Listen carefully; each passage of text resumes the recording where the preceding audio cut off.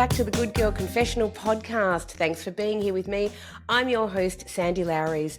And of course, the Good Girl Confessional podcast is brought to us by WB40, Women Beyond 40, a platform, a magazine and podcast for women over the age of 40, 50, 60 and beyond who want to be seen and heard. We see you. Thanks for joining. You can check us out at WB40.com. Before we begin today's podcast, I would like to acknowledge the traditional owners of the lands on which this podcast is recorded and where I live, work and play. It's the Wurundjeri people of the Kulin Nations, and I would like to pay my respects to their elders, past, present and those emerging, and pay homage to their ancient history of storytelling. Today in the podcast, I am so psyched to be chatting to an incredible woman. She is an energetic, powerful woman who is all about raising the fierce female vibration. Her name is Chiquita Searle. She's a lot of things. She's an entrepreneur herself and the founder of Chiquita Co, which is a PR talent management company where she's helping other female founders to actually rise. But she's also the creator of her own eyewear brand. It is magnificent. It is called Chiquita, huge, big, beautiful glasses. And also she is the co-founder of FemmeCon, which is coming to Melbourne on the 28th of October this year. So without any further ado, please welcome to the confessional for the very first time, the fabulous Chiquita.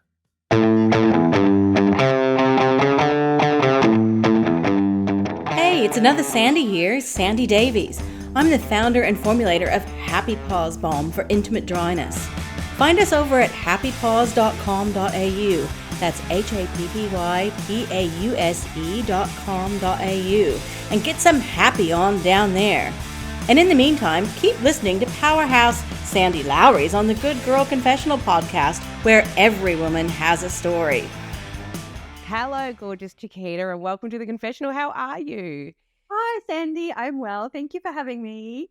Oh, I'm thrilled to have you. And I'm going to tell all of my listeners that we've had to reschedule this a couple of times because had a little bit of a flooding house situation, and I'm now calling it Watergate Mark II. There you go. Watergate 2.0. Without the jail. Watergate 2.0. Without jail time, thank goodness.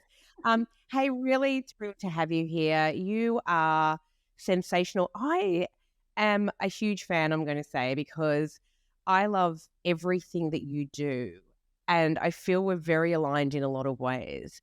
One of the things that I adore about you is that you are seriously so passionate and on a mission to help other entrepreneurial women to kind of rise. And I love that. Tell us your backstory. Like, how did this come about? Like, where did all of it? I want to know all of it from the beginning. Well, it was a little bit accidental. When you say backstory, how far back do you want me to go? Because I'm pretty old, Sandy. I could take up quite a bit of your time today if we can go right back to the beginning. I'm really interested, I guess, to know about young Chiquita and what is it that you thought you'd end up doing, and then how did you end up in this very huge entrepreneurial space? Well, when I was younger, I wanted to be a Britney Spears backup dancer. I loved dancing. I used to do jazz and tap, and I was quite like to be the center of attention. Surprise, surprise. And yeah, I did that. Then I got into card games. I liked doing card tricks, and so then I decided I'd be a croupier at a casino. And then I went through a hairdresser phase because I realized I could braid my sister's hair. So I thought I was a genius at hair. And then I was going to be a journalist because I really like writing. I'm very nosy. I asked a lot of questions. I thought that would be a good, basis for me chasing some poor unsuspecting person down the street with a camera crew in tow. And yeah, and then at the 11th hour, I changed my uni degree to HR and psychology. And in hindsight, it was because my dad was in HR. So I was doing it, I guess, to have something in common with him. And he'd started bringing home psychometric tests because they would put their candidates through psychometric testing. And so he would bring them home and we would take them. And I became very interested in that and organizational psychology because I find people really interesting. I mean, I don't want to be around them all the time, but I find people's behavior really interesting. And so I just like watching people, observing people, picking up on body language. And I was just really intrigued. And so I just decided, oh, this is it. I'm going to be an organizational psychologist. But if I'd done any research at all, I would have realized that there's a lot of science in psychology, and there's a lot of study and thesis and research, things that I hate and not good at. I mean, I wasn't even good at attending class at uni, to be fair. So the rest of it was just too much. And that I would also, after a 4-year degree, have to do 2 years of a kind of an internship. I can't remember what they call it. So I literally, it would be a 6 or 7 year effort for me to actually become an org psych, and I could have just become a doctor. And at that point, I'd lost complete interest. And but I still went into HR anyway, and I also hated it when I did it. And yeah, it was just an accident. And then I went to did HR and recruitment for my 20s in mining construction. And then when I was out in the mines, I met a guy whose parents were business coaches. And so it was kind of like, they were very entrepreneurial, and they were very much into personal and professional development. So it was my first, I guess, foray into that side of things. And I realized that I wanted to have my own business, and I was really intrigued by that. And he and I actually ended up breaking up, and then I just started my own business, which was a fashion label. And then I was in Brisbane actually at this time, and then I was working on this full time because I'd lost my job. I'd been sacked from a recruitment role, and I am unemployable.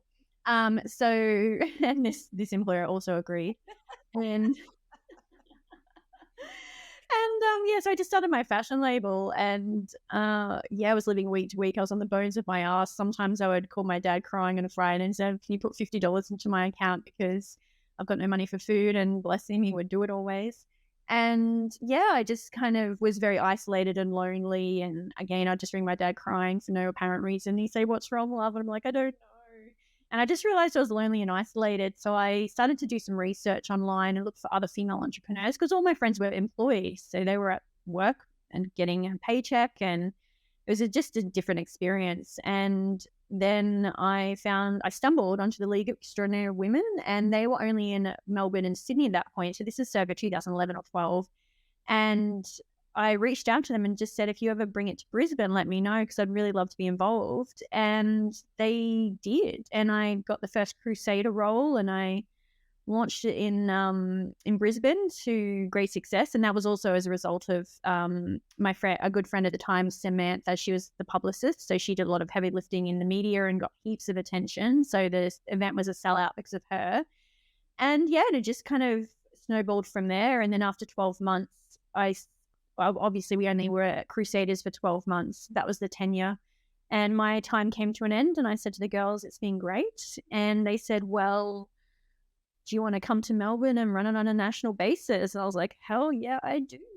And I did. And that's kind of what brought me down here, got me into the female entrepreneur community, loved it. And then since then, it's just, I realized it's very, because even with my corporate wear label, it started out as a fashion label because I really didn't know what I was doing. And then it just naturally morphed into corporate wear. And it was about women being bold. Like, I really like supporting women to kind of be bold, step into their power, their full potential. And then now with my PR, I also, for the first time ever, am working with women, and I'm helping them raise their profile and step into their full power and their full potential. And that's what FemmeCon is about as well, that I do with my best friend Shani. So everything has kind of aligned, and I've just said all that without barely taking a breath. So one can talk. I love this side. I think the really extraordinary thing for me, meeting so many entrepreneurial women, there's a couple of things that really stood out there. One is that entrepreneurial women tend to be built that way from the time they're little girls. So they flit around to different roles. And I know myself, I'm exactly the same. It's very easy to, I've worked a lot sort of in corporate spaces, but always on the side, I had something else going on, always. And I flitted from one thing to the other thing, to the other thing, to the other thing. I think, and I'm really interested to know what you think on this, is it because our minds are constantly seeking? We're curious. We want to know different things. And so we go, okay, I've done that now. I'm moving on and I want to learn something new. What do you think about that? Well, I think entrepreneurial spirit is something that's, as you said, inbuilt. It's something that is intrinsically key to your makeup. And I think because I've been the same. When you say flit from job to job, I have flitted my whole life from job to job. As soon as I often do it without a plan, without another job lined up, without any savings. So I think someone who has a naturally high tolerance for risk aligns well with someone who is entrepreneurial, I think, and also someone who wants to walk to the beat of their own drum and wants to not necessarily follow the well trod path of the corporate ladder, or maybe someone who doesn't necessarily want to get married and have kids. They want to travel, they want to build wealth for themselves, or they're making sort of maybe unusual decisions. And because I'm pretty old now and I've made some unusual decisions for my age group to get to where I am, so everyone I know from my grade at school is married with kids, some are on their second marriage, and I haven't even attempted either yet. So, nor will I one of them. But it's just, I think someone who wants to design their own life, I think, and make just choices. And I think it takes time to understand who you are. And so I think we're making these massive decisions when we're quite young, in our teens, deciding what we're going to do for the rest of our lives. And then in our 20s, we're marrying the wrong person, and then we're having kids with them. And we're making these huge decisions when we haven't really established who we are, what we want, and have had time to kind of make a plan for ourselves. And so we're just, dodging, carring around at the whim of other people's decisions or other people's opinions, really, and just not really crafting our own. And I think as times have changed, I'm noticing women younger and younger these days are making these decisions earlier in life because they're realizing they have options, and a man is not always the best option, and kids not always the best option, depending on who you are. And maybe that's not going to fulfill you like you think it might. So I love that. And I think that's the whole point. I talk about this a lot on this podcast with various women, because I do think this is a really important point. Not every woman is going, now I'm a mum, and I'm a mum of 3 kids, and they're awesome and great bloody decision for me and never stopped me from doing anything entrepreneurial. But it is not a decision that is right for every woman. And there's constant societal patriarchal pressure on women, regardless of how they identify, is you're supposed to have children. And so I think it's such a valid point. A, not everybody wants them. B, not everybody should have them. And then there's the third point, not everybody can. And I think we need to start taking this bullshit conversation off the table about, when are you having children? Do you want children? Are you having children? Why don't you have children? Right? did you feel pressure to have children? Did you want children, or did you feel pressure to have children? Never felt pressured. Really, really always knew. I've never felt pressured either. Not one person has ever said to me, "Are you having children?" So that probably should indicate I shouldn't be a mother, because not one person has ever said to me, "When are you having children?" I've never felt pressure to have children. I've had that "why are you single?" but I've never had the "when are you having children?" Conscious choice that I made, and I'm grateful for that choice. I said, for me, it was the right decision. But I know women, and I've met women, and I've spoken to so many women who have said they did feel pressured. And at the end of that, it's not that they don't love their children, of course they do, but that they had kind of thought their life would be different. And I actually even saw this in my own mum, who was a little lefty feminist, but at a time where there was no contraception that was worth its weight in gold, and literally just having babies, and later thinking, this is not what I signed up for. I didn't want, she had not a maternal bone in her body, right?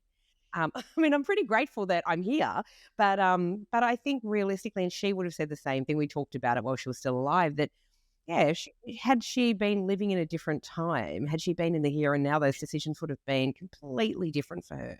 You know what I mean? So I think it's such a valuable point that it's not for everyone, and that's okay.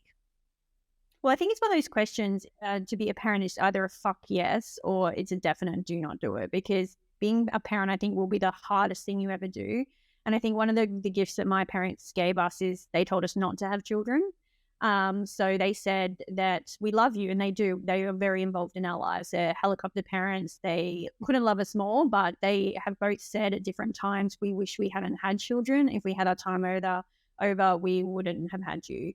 And I respect that. And actually it was so liberating because there was just no pressure from them to give them grandchildren. And my brother and I don't want children. Neither of us are married. We're both still single. And my sister, she's got 3 kids and she's married. But again, different choices for different people. But she made that conscious choice herself. And I think she always wanted to be a mum. And some people just have that innate, because I have friends who are mums and they've always they knew they wanted to be a mum. They just really knew that was part of their plan, and that was part of their fulfillment. And I think acknowledging that is brilliant. And but also I've known very early that I don't have a maternal bone in my body. I just don't have any yearning to have children. I just can't think of anything worse. And I think that's good, like I recognize it. My 4 cats, all my maternal love, bless them, and they don't talk. Love. And I don't have to send them to private school and make lunches. Yeah, well, see, that's a whole other thing. Mine are grown up now, so it's all good. But I have, 2 boys and a girl. That's heavy lifting, isn't it? Being a parent is heavy lifting, and you can't ever shake us. I mean, I still ring my parents in need sometimes. Like, what do I do here? And my electricity has just gone off, Dad. And how do I get it back? Same, right? I mean, but same. Yeah. My kids, where's the box? I'm very, very lucky that a bit like you, I'm very close to my kids, a bit like you and your parents. And yeah, they do call all the time, and we do have family dinners and we whatever like it, but they're very great at supporting each other as well, which is really awesome as well. And I've raised them really to do that and to kind of, as I'm sure you probably do with siblings or whatever, but it is that kind of nice thing. But not my parents, they don't call me, they're not here. But my kids call me as their parent and sort of say, yeah, they do. And it just might be life advice. And sometimes it's just a chat, right? It's just like, oh, this thing happened. I thought you'd be excited. And they tell me, and I love it. But I do think it's recognizing that it's not for every. The other point I really want to make, because I am a mum, I also am extremely entrepreneurial myself. And so I'm very big on. Yeah, and I'm not saying that the two can't be mutually exclusive. So yeah, no. Apologies, that's the way it's coming Oh, across. no, not at all. That's not the case, because you can like do all that heavy lifting. I'm just too selfish. See, I love you. No, I don't think that's selfish at all. I just think it's a life choice. But the only reason I'm saying that is because, and no, you're not coming across like that. I just want to get it out there for women who are listening, that if your kid, especially for women sort of in this older age group, so over the age of 40 or whatever, and in my case, in their 50s, I'm meeting a lot of women whose kids are grown up, or they're like older teenagers, or they're young adults, right? And they're suddenly realizing they've got time to think about themselves. What do I want? Who do I want to be? And maybe they haven't given themselves that grace or that space to really sit in it and go, well, who am I now? Because we evolve over time, right? We're never the same person. Well, I would hate to be the same person I was, say, at 20, than I am now at 53. But I think I'm meeting a lot of women out there, and I think that I love what you're doing because it allows that space for women of any age in that entrepreneurial space to kind of just have an idea even, and to be part of an ongoing community that helps to support women, right? Yeah, and I think why we began FemmeCon is we want to give women a space to reach their full potential. And Shani and I, it's good that we're doing this together because we're such different people, and we want to, because we understand very clearly that a woman's full potential looks very individually to her. So my full potential looks really clear to me, but it's unique to me. And Shani's full potential looks really clear and unique to her. And so someone's full potential might be being a mum and being the best mum in the world. And, that's her definition of full potential, and just being there for her children and taking them to soccer and being there for all the awards nights and for the Stedfords. And she's in her power doing that. That is her true mission and purpose. And then for someone else, it might be she wants to travel the world and be a nomad and refurbish a bloody van or something and live off the grid. And then there might be someone else who wants to is entrepreneurial, wants to have multiple businesses, wants to start podcasts, wants to be a speaker, who wants to write books. For every single woman, it's going to be different, but it's really key to find out what that is for you. And so hopefully that our community is going to encourage women to not only design your life the way you want it, but to be bold and actually take the action towards making it happen. Because having a plan on a piece of paper is useless if there's no kind of inspired action and taking, the leap of faith, the risk, Yeah, absolutely. And one of the other things that, look, so first of all, I've got to say, and I'm going to put up links to this, you've done a TEDx talk and I really loved this. But it was called The Power of Extraordinary Women. Interestingly enough, just off camera before I asked you about this, because I loved it and you said you've not watched it yet. One of my big dreams is to do a TEDx talk. So I'm really fascinated by that process. But I love the message in what you did in this TEDx talk, which was about exactly that, women finding and untapping their power, right? Yeah, and I was a nervous wreck, to be honest. As I said before, I did so many nervous wheeze that morning and I bloody forgot my speech halfway through. And there was a lady in the front row who had my speech printed out, and I looked at her in panic midway through when I realized I couldn't remember the next sentence, and then she mouthed it to me and then I kept going. And yeah, but I haven't brought myself to watch it yet because I think I actually tried to get out of it initially when they invited me to do it, and but then the universe intervened and I suddenly was available and I was like, oh my God, I'm gonna have to do this.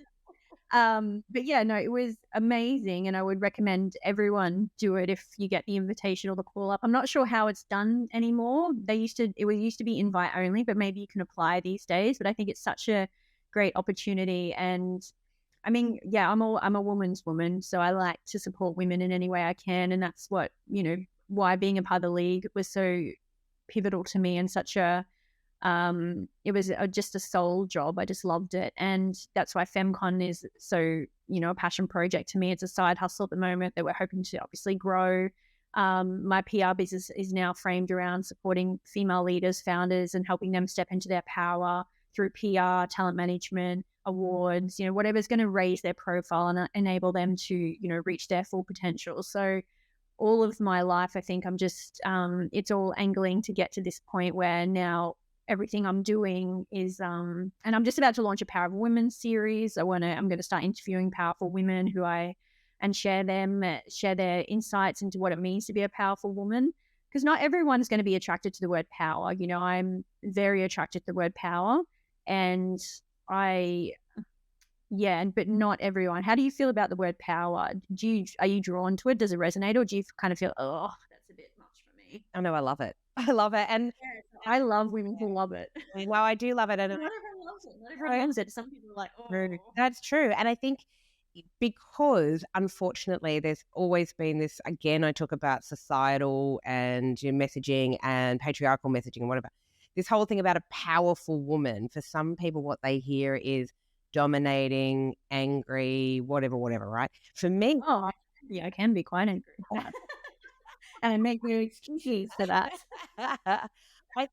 Wrong me and you'll incur my wrath. I love that. And what I love about the word power is because I've always talked about really striving to stand in your own power, right? And because power is full force feminine power, right? Full force feminine power. And I love that terminology that you use, full force fem power, because it's so important, because it's not just about, power isn't just about doing well in your job or doing well in business or succeeding. It's not just those things. It's a feeling. It's actually a feeling. Correct. It's an internal feeling of being in your power. It's absolutely got nothing to do with anything other than how you feel about yourself. And only you know what it feels to be in your power. Absolutely. And it's so different for other people. Power is a beautiful word. And I think it's a word that I wish that more women would embrace, not shy away from. Like, power is a beautiful thing. I mean, for me, feeling like a powerful woman means I just really get who I am. I get it. And the thing is, underlying that is the acceptance of who you are. Correct. 100% acceptance. And that means warts and all, right? I understand my vulnerabilities and embrace them. and I understand my flaws and I embrace them. And at 53, I'm like, yeah, I keep growing and evolving and changing, and that's okay. But being a powerful woman to me too means taking accountability for my shit, my stuff. And that's important too, because if we don't, we can't grow and evolve. We just can't. Well, I think underlying the acceptance piece is the ability to own your own shit, because no one else is going to accept you until you've accepted yourself. And part of that process is to understand that we also contribute to situations through our own behaviors and actions. And and I think the more you can own your shit, the more levels of self-acceptance you'll actually reach. And that's when you become unfuckwithable, that's when you're unshakable. And that's when you truly can stand pretty tall and strong in the face of most scenarios. Not all, but most, because we're all always going to experience some triggers. That's always probably going to be with us, no matter how much we work through our shit. But, so it's the awareness piece and having tools in place to deal with it when they arise. Yeah, absolutely. And I love that unfuckwithable, because what a great word. I'm going to use that. I'm going to hashtag it too. I like it. I really like it. You talked a little bit about your company because, so you've got FemmeCon going on the side. You've got your own business, which we should actually call out here, which is called Chiquita Co. And it is PR and awards and talent management and sponsorship, and it's a range of things. How did that come about? That also was accidental. So when I left the league, I didn't really have a plan of attack. I kind of left and just was mulling around the house for a week, and my friend actually had a marketing agency and she needed some copywriting done for a real estate client, and she just said, "You're not doing anything. you can write this for me." I was like, "Sure." And so I just wrote this. I think there were some newsletters at the time, and it was for a local real estate franchise, Stockdale and Lego here in Melbourne. And then they just kept giving me work, and then I started going in and working from their offices, and I got along really well with their female CEO, Anna. And after about 12 months, she just said to me, "Can you do our media as well?" Because I was just doing their copywriting at that point. And I said, "Well, I don't know how to do it, but if you want to pay me to learn, I will." And she said, "Yep, let's do this." And so I just started. She was my first PR client. So I started doing her PR, and we just nominated her for awards. And so I was just learning as I went. And then we created a speaking deck for her and started to put her forward for speaking opportunities. And so I was just thinking, and so we just started with her. And then on the back of that, I just got other clients just accidentally in real estate, and then it just grew from there. And so it's just been kind of, I stumbled into it, but it's only been, and I think I've experienced a bit of imposter syndrome along the year, because I talk about that quite openly. I haven't always felt capable or competent in this area because I felt quite inadequate. I hadn't studied. I hadn't had any experience in an agency. I just didn't believe I could ever be as good because I hadn't had that experience, and I would always be behind. And there's that comparison then that happens when you don't feel confident. And that was definitely happening internally. And I really struggled with it. And it's only been sort of the last kind of couple of years that I've started to feel like I've found my footing. And I've recently started working with some female mentors, this program that I can't actually speak highly enough. It's called Chief Meta Chicks, and you get 4 female mentors to help you in different areas of your business. And they've been helping me with like tailoring what it is that I really want to do with my business. And that's how it's all come to be, this Power of 5 model, where I work with female leaders, these powerful women series. And I work with them and women who are powerful and want to raise their profile, step into their full potential, and they want to do awards, do PR, profile pieces. They want to be on podcasts. They want to do some speaking. We can put on events for them, or find sponsorship, whatever it is. That's the Power of 5 model, and that's just supporting women to be raise their profiles and to reach their full potential. So it's just all kind of aligned somehow. I love that. Yeah. I love that. I love that. One of the things that I have heard you talk about elsewhere is when women are entrepreneurial and they start their own business, there's this sense of loneliness, right? And as a woman who has her own business, I get that as well. There is a sense of loneliness because, as you so rightly said in your TEDx talk, actually, that you go from working amongst lots of people, say in an office situation or an organization, and you suddenly feel like you're really out there on your own. And it can be lonely and it can be daunting. But female entrepreneurs, I feel, face different challenges than male entrepreneurs, and especially in terms of funding, finances, understanding business acumen, all of that stuff, right? I think it's a big thing. So tell me about that powerful kind of this powerful kind of need that women have, I think, to be interconnected and to collaborate. Collaborate's my big word, because I feel like when you get women together, magic happens. I truly believe that. But I also think that women are built differently. And I think that we have a different skill set. And I think that we just connect differently. And I think the connection that we experience to each other and to other people is actually, our need for it is probably a lot more is a lot deeper maybe than men. I can't actually speak for men. I'm not a male. But just from my own experience, yeah, it is isolating and daunting and scary and lonely to be in your business by yourself, because there's a lot of female entrepreneurs who are self-employed and don't have big teams. They might have small teams. They might be working remotely, but they don't. Also, you're not going to talk to your team members about your problems as the business owner. You need other peers or other business owners to actually speak freely with. And I think that kind of ability to access that knowledge base and skill set is really key, because I think, as you mentioned, there's a lot of women who don't have the financial acumen or the actual business skills. They were really, really good at what they do. They're really good at their craft or their trade, whatever it might be. But that business, not all, that business skill set, because I lack that business skill set. I'm going to be really honest. This is why I'm being mentored, because I have a PR mentor now. Now I've got business mentors, branding, all these different mentors, because I realize I'm not good at that stuff. It's not in my wheelhouse. I haven't learned it in my other jobs. I was in bloody HR and recruitment, and what else did I do? I don't know. I can't remember. But I didn't, that I wasn't privy to that kind of skill set. It's not in my wheelhouse. It's not in my toolkit. So I need to learn it somewhere.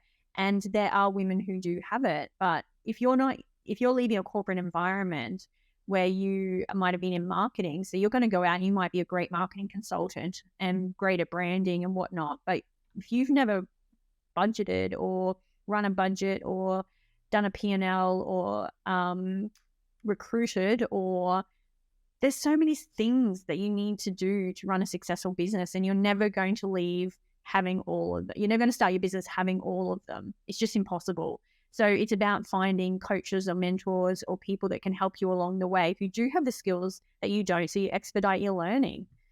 We put so much pressure on ourselves, and I think a lot of us women particularly talk ourselves out of doing things because we don't have all the tools. I'm like, we're never going to have all the tools ever.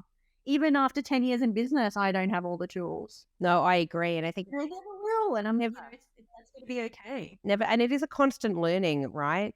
I know, throughout the years, I've worked with some pretty extraordinarily corporate female leaders who've always said they don't have the answers. What they do is surround themselves with a team of incredible people who do.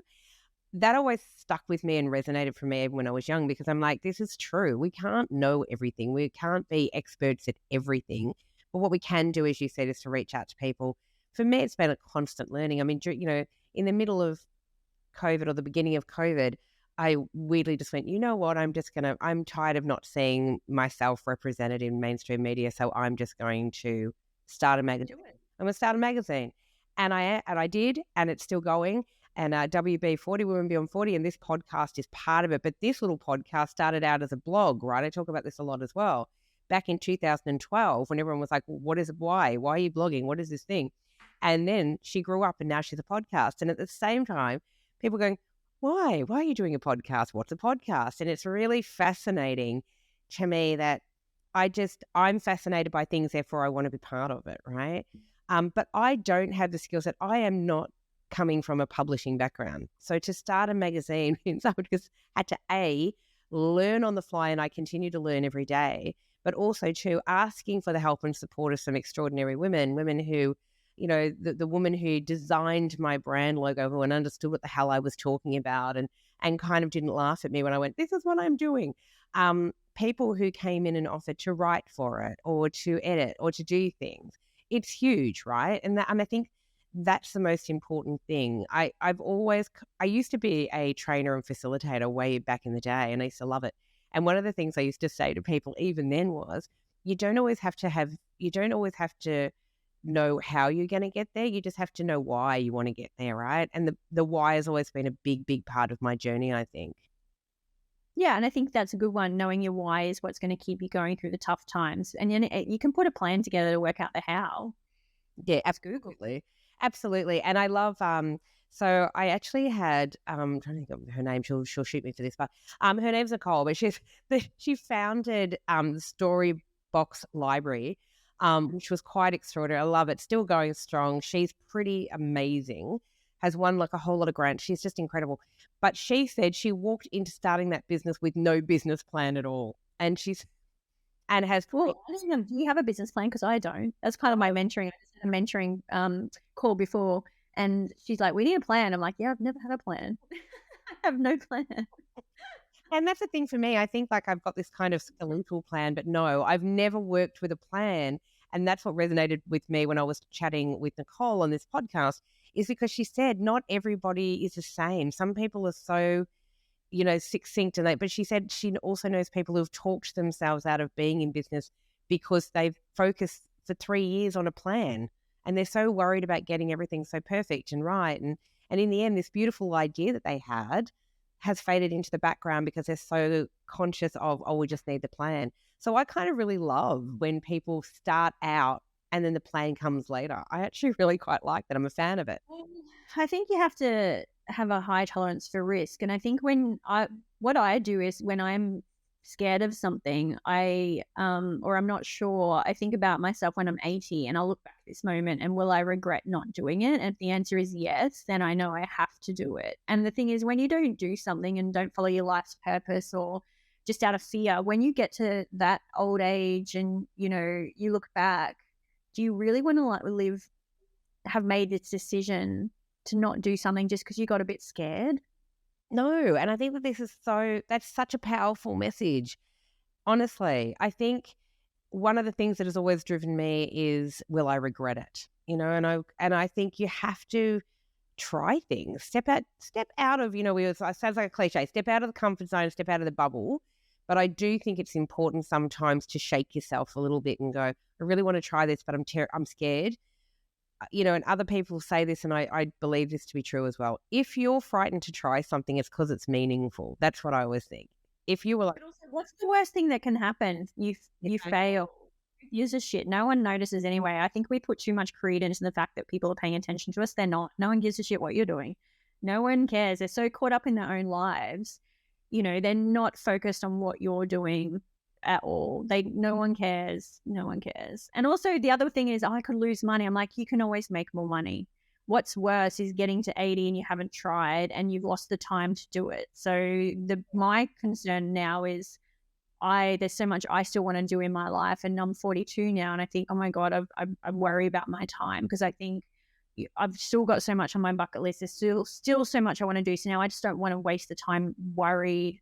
And, because I've failed before, I'll fail again. It's fine. It hasn't killed me. I anticipate that I've got a few more failures up my sleeve. And I mean, no one brings them up to me. No. So no one talks about it. So, people notice, they don't notice. No one's asking, no one's talking about it. No one's ever said to me, oh, what happened with that? Or what happened with that? People just don't. I've failed, so many times in publicly, because I have a knee nerve, but no one's paying attention and no one's ever asked. So I don't actually understand why we're so worried. No, I agree. I think it's really fascinating when, people go for job interviews and one of the things they ask is, oh, where have you fallen down and how did you cope with that? I think it's really fascinating. If anyone says, oh, I've never failed. First of all, I'm calling bullshit because we've all failed at something, whatever it may be in life. Or if you genuinely hand on heart haven't failed at anything, I think maybe you're not out living your life enough. That's what I think. I think you're right. I failed. It's not whether you fail or not. And, we hear this, and I don't know whether this is a Brené Brown thing. Maybe it is. I can't remember. But it's not whether you fall, you fall down. It's not whether you fail. It's what you do after it. It's what you do with that, right? For me, every time I failed in life, and I haven't taken the road less traveled and I haven't done the easy thing, I've quite often done stuff where my life seems a bit harder than it could have been. But I just knew that it was right for me, and I knew that I had to try. I had to try different things, and I had to, whatever it may be. And I'm talking about everything in my life that I do with great passion, relationships, business, entrepreneur, whatever I do, whatever I start, whatever I want to try, I have to do it with 110%. I do it with a bit of gut. So even if it's not working, even if I don't know what I'm doing, I think, thank God for Google, by the way, make Google your friend. And, it's true though, right? And through Google, it's not just learning how do I do something, it's it's finding connections to people that know what they're doing. But also, I think trying also helps build the resilience muscle. And I think in any endeavor in life, if you're not resilient, you're fucked. And that's why parents need to let their kids fail, because if they're still picking them up constantly every time they fall down, they're not going to learn how to pick themselves up. And I think that's actually one thing my parents did really well, is that we were brought up on tough love, and if we failed, we just had to grin and bear it and just pick ourselves up and move on with it. And I think, I just think there's a lot of credence in that. And also I think that we place so much emphasis on success, and what does that success actually mean in terms of, does it mean that I was able to build this massive multi-million-dollar business or whatever? And why is it not a success then if you got to $500,000? Why is it not a success if you're making six figures? Why is there so much emphasis on this big ticket item that maybe it's not what you want in the first place? And why do we need to frame it as a failure if we don't meet this massive, massive milestone? I mean, if you're doing something you love and you're managing to make make money out of it, I think that's a bloody success. And I also just think that sometimes what we're doing, if we just work on enjoying the process and the journey rather than thinking about the destination, because when every time I've achieved a goal, it's never felt the way that I thought it would feel. I never felt this expectation and this anticipation and all this hard work. When I got to it, it was like, oh, is that it? Is this all that it was?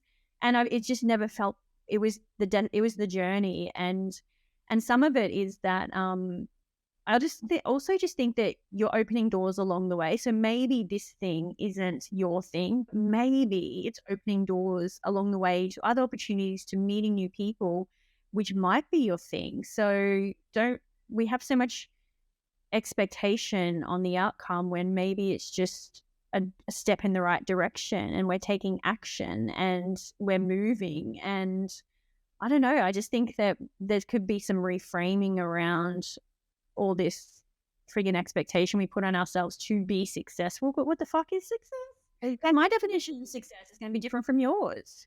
Exactly. And right. Every other person around. And who's determining what is success? Is it society? I think we're thinking, if we're not these high-flying female CEOs and doing it all and having it all and whatnot, we're just absolute failures. But I'm like, calm down. Take a deep breath. No, I agree. And, sometimes for me too, I've met extraordinary women who've built really happy, incredibly happy, calm, brilliant lives. That's their definition of success, right? They're like, well, I've made it. That's what I wanted in my life. Now I've got it. And business had nothing to do with it, right? So I think you're right. Well, what is so important for one is not so important. Maybe this is the thing about parents need to be talking to their children about this too. When we talk about success, what does that mean to you, kiddo? Because success for that kid might be, oh, I got on the soccer team. Whereas another kid might be going, well, one day I'm going to be a politician and run the world, whatever. But another kid's like, I want to be on YouTube. Right? I want to be a YouTuber. Whatever you want to do, you go, you do you, boo. But I think it is about them understanding that success is so different for everybody. And success doesn't always have to be monetary either. For a lot of people it is, and I get it. But for some people it isn't. And that's okay too, right? But there's also, we judge other people by our values. So we expect that our values are going to be reflected in everyone else. So I'm judging someone else based on their choices, but I'm judging them based on my values, which are very, very different from theirs. So, we don't know what someone else's values are, and only they can know what's true to them, and they'll make decisions based on those values. So I think if we can understand that people are operating from their own, really individual operating system, which is their values, their belief systems, their experiences.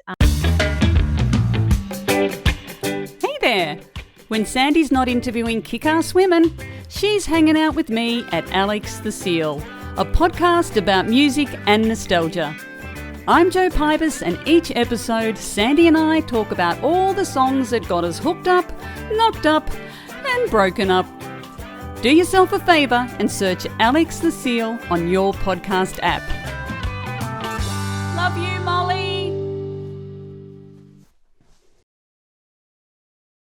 So hey, I wanted to chat with you too about your other business, which of course is your eyewear business. I'm kind of looking around here. I'm not sure where to look. I'll look here. Your eyewear business, which of course is named after your good self, Chiquita. And they're just beautiful. I love these big, gorgeous glasses. Tell me how did that start? Okay. So I'm going to just be, it started out of fear. So in mid 2018, I was going gangbusters with my PR agency. Everything was really going well. And then in mid 2018, I lost 80% of my income in 10 days. So I basically, I lost all this income. All my clients were, 80% of my clients were having cash flow issues. They couldn't continue with the retainer. And it all just happened literally within a 10-day period. And so then I had a nervous breakdown, and I decided I had 2 remaining clients, and then I told them both that I just needed time, and I was shutting the business for a period of time to just have some me time, because I realized I hadn't had a break in 8 years. I'd just been go, go, go, and I hadn't had any time to recuperate or to recharge, and I was just running on empty, and I had no kind of capacity to cope in the moment. And so I ended up just shutting down the business, and I took 3 months off. And in that 3 months, I just stumbled across this guy in Adelaide who was doing e-commerce courses. And I just thought this will be good for me just as a opportunity. I think that e-commerce obviously was going to only grow, because this is 2018. So 5 years ago now, pre-COVID, where it obviously skyrocketed. But I just thought it'd be really good to have another income, because I got really scared being single, and just the loss of that income really scared me. And so I thought I should always have multiple sources. And so I decided, I did this course, and then I decided I had to think about the product that I wanted. And I thought, well, I love eyewear, and it's there's a high margin. They're cheap to post. They're small, so you can store them easily. And I just thought, well, I'll give this a go. And so I actually flew to Hong Kong early 2019 to find a manufacturer, because I was on Alibaba initially trying to get samples, and all the samples were terrible. They were just very, very low quality, and I didn't want a low quality product. And so I ended up going to Hong Kong, found a manufacturer there, and they were fabulous. And yeah, I started with sunglasses and just had 4 styles of 2 colorways, and launched, I think, August 2019. Again, still didn't really know what I was doing. I did an Instagram course at that point to try and, learn a little bit more about social media, because that's, again, not in my wheelhouse. I don't really like social media that much. And so I really should have thought about this before doing this. But so I just did a few little courses along the way, launched. And then in early 2020, obviously COVID hit. And I hadn't even really got off the ground at that point. So I was still kind of fumbling my way around the marketing, and I was still doing my PR as well, because I'd started PR as well. So this was a side hustle at that point. And then, during COVID, obviously I realized that people were on their devices. We're all at home at this point. We're definitely not buying sunnies because we're not leaving the house, and we're on devices. And I thought blue light eyewear, there was nothing out there that was of any decent kind of quality or style. Definitely not my kind of type, because I like a big, thick frame, and because I like statement eyewear, and it's very hard to find good statement eyewear, because I've been wearing glasses a very long time, so I know this. And I decided to design blue light glasses that have the blue light, but you can also then take it to your optometrist and put your script in them should you want to do that, which is what I do. And so I just had used my manufacturer so we started the design process, used my manufacturer. It took a lot longer than usual. And then during COVID, I just brought out the blue lights, and that's really it. Well, they're absolutely stunning. You make, honestly, you make me want to go big and bold. I just really big old dream, and I just think I'm blind. Because I was really ashamed because I started wearing glasses in grade 9 when I realized I couldn't see the whiteboard in science class, and so I told my parents, and they whisked me off to the optom. I got these pair of purple glasses, kind of a maroony purple, and I was wearing them in class, and I was just so embarrassed and ashamed, and I needed to wear them all the time, but I just resisted for so long, and I finally got to uni, and I realized I had to wear them all the time, and I thought, fuck this shit. I'm just going to embrace them as a part of my look. And so then I just thought, I'm just going to own this, and yes, I'm blind, I need glasses, and I'm going to just own it. And so I did. So I started trying to find the biggest, boldest glasses ever. And so since my early 20s, I've just always had really statement eyewear, and I've had so many pairs over the years, and I still have a shitload of pairs. And I love big, bold eyewear. And people are like, why don't you get laser? I'm like, well, because I like wearing glasses, and I think I'd look stupid without them at this point. Yeah, I think they've sort of become a bit like your identity, because I've always been a massive fan. Now I'm like the girl with the weird glasses and the weird hair and the weird name. So I don't think I'm a triple threat. I can't go back to being a double. I can tell you now, I am in love with your hair and I'm in love with your glasses. So there you go. I don't think it's weird at all. I think it's pretty brilliant and amazing. Like having curly hair and a weird different name. I've never met another Chiquita. I had the big curly hair. I had, because as a child, all you want to do is fit in. But I just grew a thick, because I was called names all through school, just because. I got called cauliflower in grade 6. Cabbage. I got called Cabbage. She used to call me Cabbage. And I was Fuzzy Wuzzy was a bear. Fuzzy Wuzzy had lots of hair. But it just doesn't bother me, and it hasn't ever really bothered me, but I have been teased for it. But I just think it's given me a thick skin. So that's what's enabled me to actually just own it, and just my care factor about what other people think is really limited. I mean, I leave the house in all leather. I went on a date the other night, and it was leather pants, leather corset, leather jacket. The guy was like, oh my God. I love it. You would have been rocking it. And Look, I rocked it, Maddie. Of course I rocked it. It was amazing. I think he was terrified, but I was in my element. God, I love that. He saw his life flash in his eyes. Oh, well. And that's the thing, though. You're one of the big things, that's what I said, even in relationships, I'm a bit bold and a bit out there. I do think people need to really, embrace you for who you are. And if they can't, they're not your people. That's it, right? That's it. I love leather. I've got so much leather in my cupboard. Oh, my God. It's as though I need to live in a cooler climate just so I can wear all my leather. Oh, yeah. Melbourne's good for that. Yes, it is. Mm-hmm. I love it. Well, I love everything about you. I think you are vibrant, brilliant, honest, courageous. I can't think, there's so many words I could be pulling out of my hat right now to describe you. Sensational and gorgeous. And I love that not only are you able to speak your truth and show your vulnerability, but through that process, you have been able to help so many other people go through their journey as entrepreneurs and their business journeys. I love that. And I love that you do it all with big, bold statement glasses and a big, bold personality. I think you're brilliant.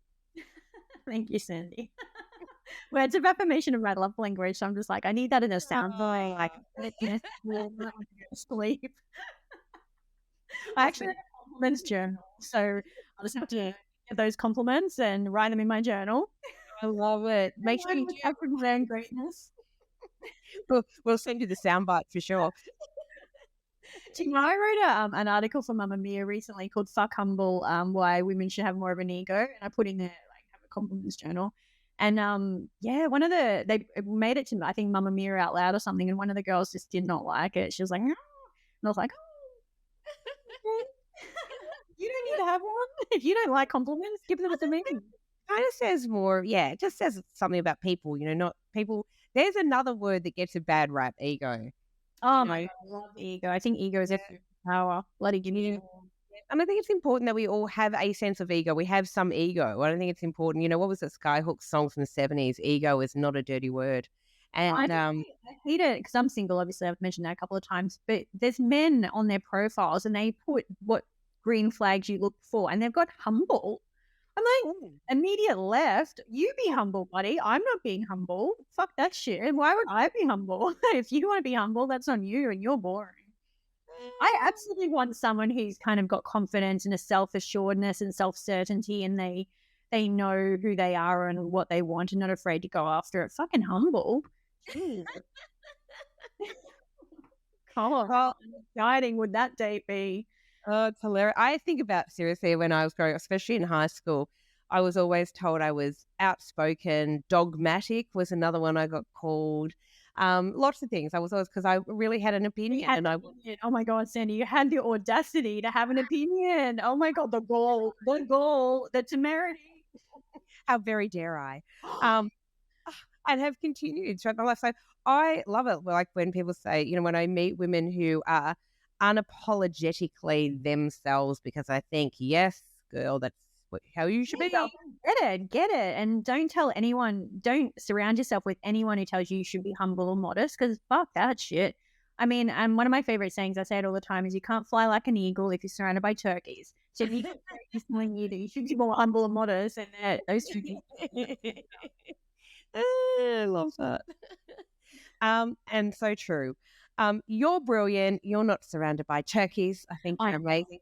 I am very excited to see more of what you're doing and to see your Women in Power series. And you're brilliant. I'm going to put all the links in our show notes to everything that you are doing so people can contact you or follow you and see how incredible you are, as well as that TEDx talk, because I loved it. It's brilliant, even if you haven't watched it yourself. Oh, what about the hair? That was so bleached, Sandy. Jesus. I'm surprised I had hair left in my head back then. I bleached it into oblivion. It's a life choice. It's a life journey. Oh, and my forehead was so big, it let it go. Oh God, I've had red hair for so many years, and I finally kind of succumbed to I love red hair. I love red hair. And it was my statement really for a lot of years. Loved it, and and now I've done this, and I'm going, I don't know how I feel about it. Do you miss the red hair? Do you miss the statement? I the character. I just think character. Yeah, I think I missed the statement of it, and it just really became a sense of who I am. So I'm quite liking that I've gone shorter, because I did have really long hair, so I'm quite liking that. But, you know, I've got to navigate. I've got to come to a place where I'm happy with color, I think. Yeah, no, I'm for the red, Sandy. Obviously, I love what you got going on, but if the red's a part of your look and your brand and your personality is a reflection of who you are, and that if that's how you feel at your best, I think get it, girlfriend. Yes, I do love it. I do love it. So, all right, I'm going to say bye now. I love you. I wrap me up and I keep talking. Well, we're just going to have to turn the camera off. I think you're brilliant. Okay, everybody, make sure you read the show notes. She's incredible. She's all the things. I think you're great. I'm so pleased to meet you today. Thanks for having me, Sandy.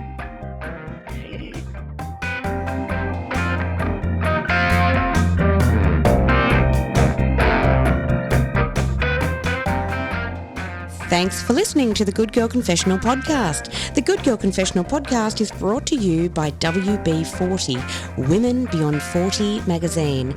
Available now at WB40.com. The Good Girl Confessional podcast is available on Apple Podcasts, Spotify, and wherever you listen to quality podcasts. We're also now available on YouTube. We chat with really interesting women about their hard-won wisdom, but it really helps us if you can subscribe, like, and share the podcast. Thanks so much for your support. Bye for now.